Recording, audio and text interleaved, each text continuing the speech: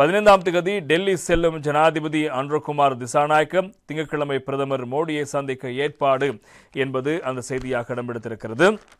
2 நாள் உத்தியோகபூர்வ விஜயம் மேற்கொண்டு ஜனாதிபதி அனுரகுமார் திசாநாயக்க தலைமையிலான உயர்மட்ட குழு எதிர்வரும் 15ஆம் தேதி ஞாயிற்றுக்கிழமை இந்தியா செல்லவிருப்பதாக தெரிவித்த அமைச்சரவை பேச்சாளர் அமைச்சர் நளின் ஜெயதிச இந்திய விஜயம் தொடர்பான முழுமையான அறிவிப்பு இவ்வாறும் வெளியிடப்படும் என்பதாக தெரிவித்திருக்கிறார். இந்த விஜயத்தில் வெளிவிவகார அமைச்சர் விஜித் ஹேரத், கடல்துறை நீரியல் மற்றும் கடல்வள அமைச்சர் ராமலிங்கம் சந்திரசேகரன் ஆகியோரும் பங்கேற்பார்கள் என்பதாக தெரிவிக்கப்படுகிறது.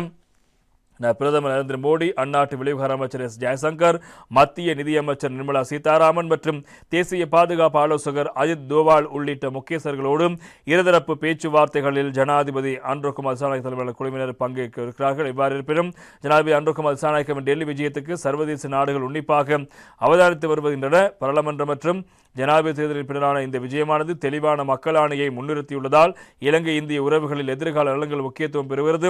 13ஆம் திருத்தத்தை முழுமையாக அமல்படுத்தல் மற்றும் மாகாண சபை தேர்தலை விரைவில் நடத்துதல் போன்ற விடயங்கள் தொடர்பாக இருதரப்பு பேச்சுகள் இடம்பெறும் என்றும் எதிர்பார்க்கப்படுகிறது.